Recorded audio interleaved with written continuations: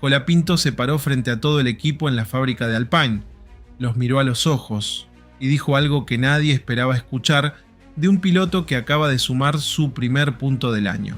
No festejó, no se conformó, dijo: vamos con todo a Japón. Y después agregó algo que resume perfectamente dónde está parado Franco Colapinto hoy en la Fórmula 1. Estamos esforzándonos para luchar por podios. Podios, no puntos. No sobrevivir en la zona media. Podios. ¿Es eso realista? ¿O es la declaración de un piloto joven que se dejó llevar por el entusiasmo después de su mejor carrera en la Fórmula 1? Porque lo que viene ahora no es China. No es un circuito callejero ni un trazado técnico donde la estrategia y las defensas hacen la diferencia. Lo que viene es Suzuka, el circuito más exigente del calendario, el más rápido, el más físico y el que tiene las curvas más brutales de toda la Fórmula 1 y que en forma de 8 pone a prueba cada límite del piloto y del coche. Y Colapinto nunca corrió ahí en su vida. ¿Puede repetir China o Suzuka va a exponer exactamente las debilidades que él mismo identificó en el Alpine? Eso es lo que vamos a analizar hoy, con los datos, con el contexto, con todo lo que los medios no te están diciendo. Hay algo en la declaración de Colapinto frente al equipo que merece analizarse con cuidado antes de hablar de Suzuka, porque no fue solo una frase motivacional dicha de pasada, fue un discurso que Alpine filmó, editó y difundió oficialmente, un discurso que el equipo eligió mostrarle al mundo. ¿Por qué importa eso? Porque en la Fórmula 1, lo que un equipo decide mostrar públicamente de su piloto dice tanto sobre la situación interna como las propias palabras. Alpine tomó la decisión de mostrar a Colapinto parado frente a los ingenieros, los mecánicos, los analistas de datos, todo el personal de Enstone hablando con autoridad, no como el piloto junior que tiene que ganarse un lugar, no como el segundo piloto que agradece la oportunidad, sino como alguien que fija objetivos, que reconoce las dificultades con honestidad y que después dice: vamos por más. Colapinto dijo en ese discurso: solo quería estar aquí hoy. Los informes posteriores son realmente difíciles cuando las cosas no salen bien, pero creo que este es el primero en el que hemos estado teniendo grandes resultados, sí, y hemos tenido un buen comienzo de año. Y luego la frase que abre el análisis de lo que viene: estamos esforzándonos para luchar por podios. Eso no es un piloto que habla de sobrevivir, eso es un piloto que ya tiene el campeonato en la cabeza. Y la pregunta que Suzuka va a empezar a responder es si ese nivel de ambición tiene respaldo técnico y real. Pero antes, si sos nuevo en el canal, suscríbete ahora mismo y deja tu like. Este canal cubre las noticias como nadie más te dice en la Fórmula 1, sin filtros, sin relatos falsos, con todo lo que los medios grandes no te dicen. El like ayuda al algoritmo de YouTube para que este video pueda llegar a más gente, así que deja tu like ahora mientras arrancamos con el análisis de hoy. Antes de entrar al análisis de Colapinto específicamente, hay que entender qué es Suzuka. Sí, porque este circuito no es como ningún otro del calendario, y esa diferencia importa enormemente para leer lo que puede pasar el 29 de marzo. Suzuka fue diseñado en 1962 por el ingeniero holandés John Hugeholtz, el mismo que diseñó Zandvoort. Tiene 5.807 metros de longitud y su característica más reconocible es su forma de 8, con un paso elevado que cruza sobre la pista principal. Ese diseño crea una secuencia de curvas que no existe en ningún otro lugar del mundo. El sector 1 de Suzuka es considerado por muchos pilotos el tramo más exigente de todo el calendario de la Fórmula 1. La secuencia de heces iniciales, curvas de alta velocidad encadenadas donde el piloto nunca levanta del todo el pie del acelerador, pone al coche al límite de su carga aerodinámica y exige una confianza total del piloto en el comportamiento del monoplaza. Por después viene la curva Degner, la horquilla, el carrusel y en el sector 3 el spoon, la curva 130R y la chicana final. La 130R es una de las curvas más espectaculares y más aterradoras de toda la Fórmula 1. Se toma a más de 300 km por hora. Un error ahí no se perdona. ¿Por qué todo esto importa para el análisis de Colapinto? Porque el piloto de Pilar fue muy preciso cuando habló de las debilidades del Alpine a 526 después de China. Dijo textualmente: tenemos que entender algunas cosas en las curvas rápidas que nos faltan. Curvas rápidas. Esas mismas curvas rápidas que Suzuka tiene en abundancia. No es una coincidencia menor. Es el punto de encuentro entre la debilidad que el propio piloto identificó y el circuito que más va a exigir exactamente eso. Eso no significa que Colapinto vaya a sufrir en Suzuka.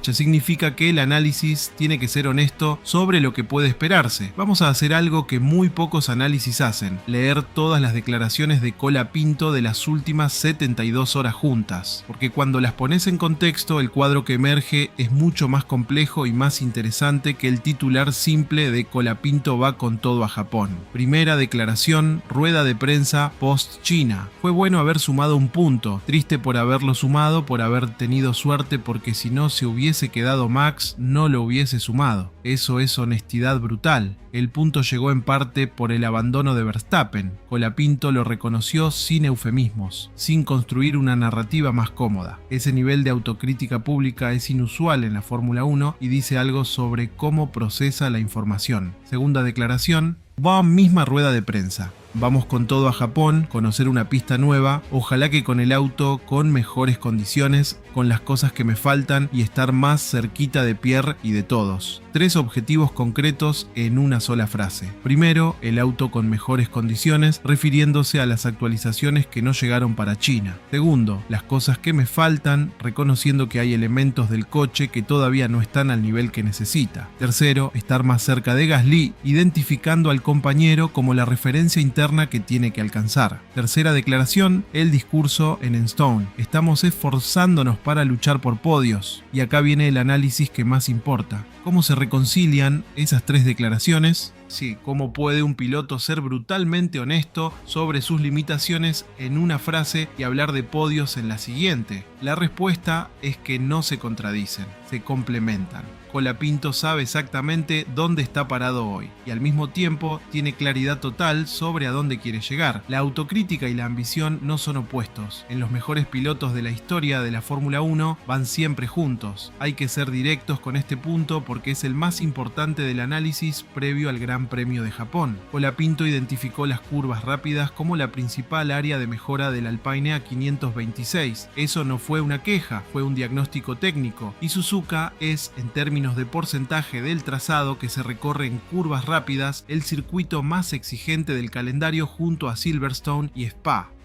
¿Qué significa eso en términos prácticos? Que si el problema de carga aerodinámica que afectaba al A526 en las curvas rápidas no se resolvió durante los días de trabajo en Stone, entre China y Japón, Colapinto va a sentir ese problema de manera mucho más intensa en Suzuka que en cualquier otro circuito que ha corrido hasta ahora. Pero acá hay algo muy importante que agregar al análisis. Colapinto también dijo, con precisión técnica notable para un piloto de 22 años, que las actualizaciones que sí llegaron para China funcionaron 3 veces mejor de lo esperado, que el equipo volvió a Stone con información técnica muy valiosa de las 2 primeras carreras, y que Japón va a tener un coche con las partes que en China le faltaban. Si eso se cumple, y si las actualizaciones pendientes llegan para Suzuka y si el comportamiento en curvas rápidas mejora aunque sea parcialmente respecto a China, el cuadro cambia de manera significativa. No vamos a saber cuánto cambió hasta que veamos los tiempos del viernes en los entrenamientos libres. Pero la expectativa de que el A526 sea mejor en Japón que en China tiene fundamento técnico real, no es solo optimismo. Hay una dimensión de este análisis que va más allá de la técnica y que merece su propio capítulo, porque Suzuka no es solo un circuito exigente, es el circuito donde más campeonatos del mundo se han definido en la historia de la Fórmula 1. Ayrton Senna ganó 2 de sus 3 campeonatos en Suzuka, Michael Schumacher definió varios de sus títulos ahí, Sebastian Vettel, Lewis Hamilton.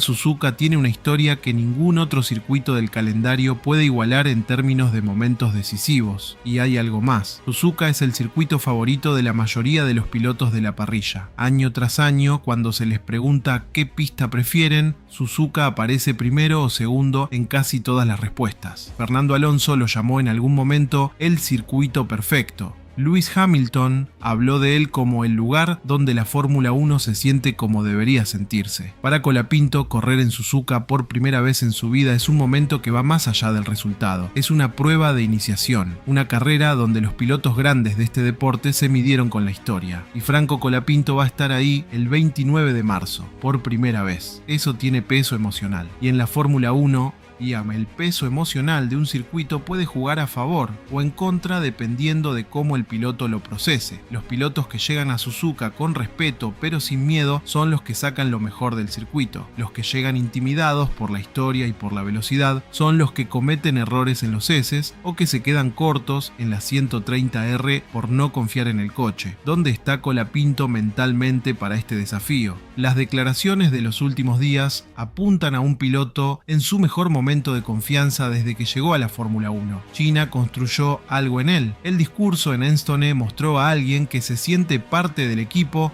de manera genuina, y esa confianza en Suzuka puede ser la diferencia más importante de todo el fin de semana.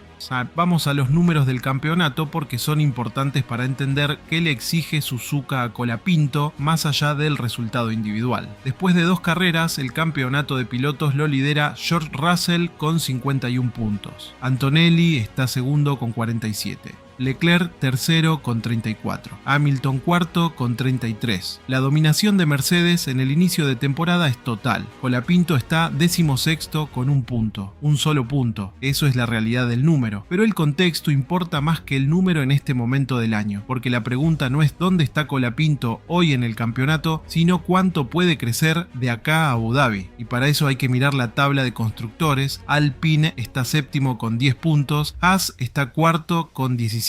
Williams está sin puntos todavía.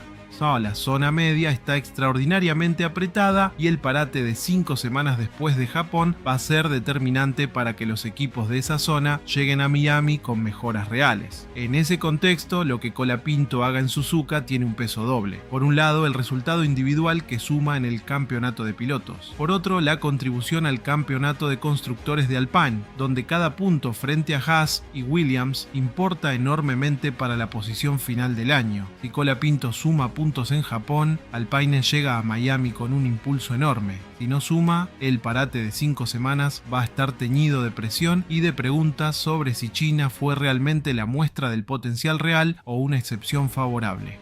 Hay un dato que circuló en los medios especializados y que agrega una dimensión muy importante a las expectativas para Suzuka. Colapinto fue preciso al hablar de las actualizaciones que no llegaron para China. Dijo que había un upgrade que su compañero Gasly sí tenía desde Melbourne y que funcionaba 3 veces mejor de lo que el equipo esperaba. Ese upgrade no estaba en su coche en China. Para Japón, según las propias palabras de Colapinto, ese upgrade sí va a estar. El equipo volvió a Enstone con toda la información técnica de las 2 primeras carreras y la instrucción de que el A526 tiene que llegar a Suzuka con el paquete completo que en China estaba incompleto. ¿Cuánto puede mejorar el coche con esa actualización? Difícil saberlo con precisión antes de ver los tiempos del viernes.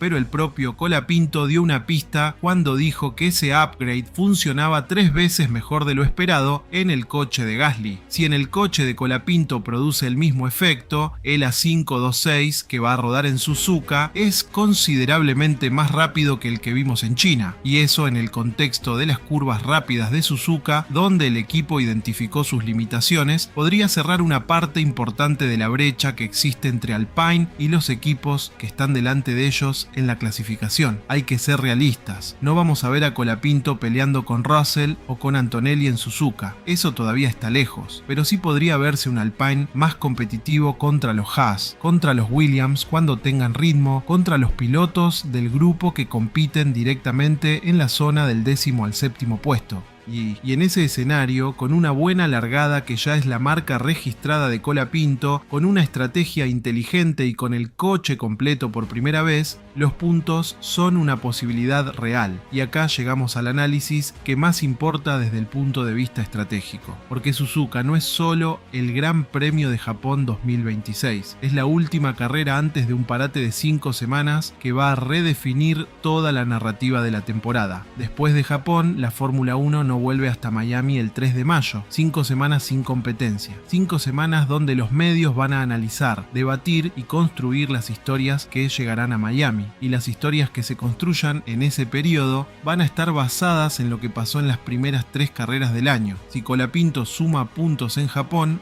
el relato que llega a Miami es el de un piloto que fue consistente en la zona de puntos en las 3 primeras carreras, que confirmó China, que demostró que puede competir en pistas completamente diferentes entre sí. Ese relato tiene un valor enorme en términos de la conversación sobre su futuro. Si Colapinto no suma puntos en Japón, el relato cambia. No se destruye porque China fue real y los medios no lo van a olvidar, pero sí abre la puerta a la narrativa de que la consistencia todavía falta, que puede tener un gran fin de semana, pero no puede sostenerlo. Y hay algo más que agrega presión al fin de semana de Suzuka. Alpine va a usar las 5 semanas de parate para trabajar en Enstone en las mejoras de la 526. La información que obtengan de Japón va a ser fundamental para definir qué dirección toma ese desarrollo.